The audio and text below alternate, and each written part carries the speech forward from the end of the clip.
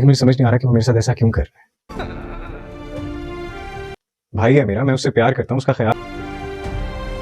तो मेरा या तुम्हारा क्या कसूर है? वो मेरे साथ इस तरह बिहेव करे जैसे मैंने उसकी मोहब्बत उससे छीनी। किसके लिए? मेरी मोहब्बत सच्ची से किसी बच्चे की रोने की आवाज मेरे कानों में आई और तुमसे किया हुआ हर बात हकीकत।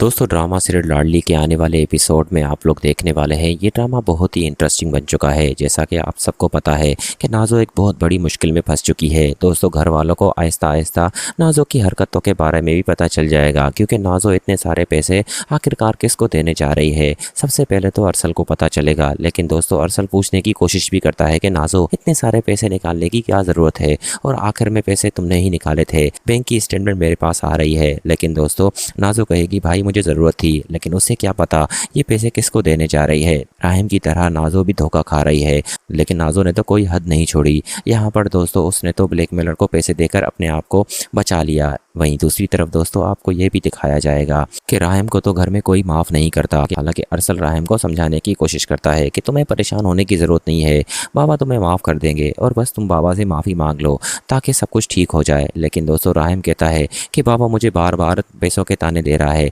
साथ ही साथ उमर भाई भी मुझे नहीं समझ रहे। आखिर मैं क्या करूँ? मैं अगर अपना बिजनेस खड़ा करने जा रहा था, उसमें अगर एक बार मुझे धोखा हो गया तो क्या ही हो गया, लेकिन ये सारे पैसे मैं चुका दूंगा। दोस्तों अरसल कहेगा कैसी बातें कर रहे हो, तुम मेरे भाई हो और इस घर के बेटे, लेकिन तुम इतने जज्बाती फैसले क्यों कर रहे हो? मैं कह रहा हूँ ना मैं सब कुछ संभाल लूंगा। दोस्तों राहिम तो वहाँ नहीं समझ पा रहा अगले हिस्से में। अब वहीं दूसरी तरफ दोस्तों मरियम भी काफ़ी खुश होगी, क्योंकि उसका शौहर भी अब आहिस्ता आहिस्ता उसके साथ अच्छे तरीके से रहता है और उससे बातचीत करता है। यहाँ पर दोस्तों परवेज़ के आने के बाद उमर की आंखें खुल चुकी है, क्योंकि अगर परवेज़ ना आता तो दोस्तों ये मरियम से इस तरह से बात ना करता, क्योंकि अब उसे पता चल चुका है कि मरियम अब स्ट्रांग है और वो अपना घर और सब कुछ संभाल सकती है, क्योंकि परवेज़ उसका भाई अब इतना अमीर बन चुका है कि वो उसके साथ ज्यादती बर्दाश्त नहीं करेगा। हो सकता है मुझे भी वो जेल भेज दे। इस वजह से दोस्तों वो बिल्कुल ही अच्छे से मरियम से रहता है और मरियम से प्यार की भरी बातें करता है।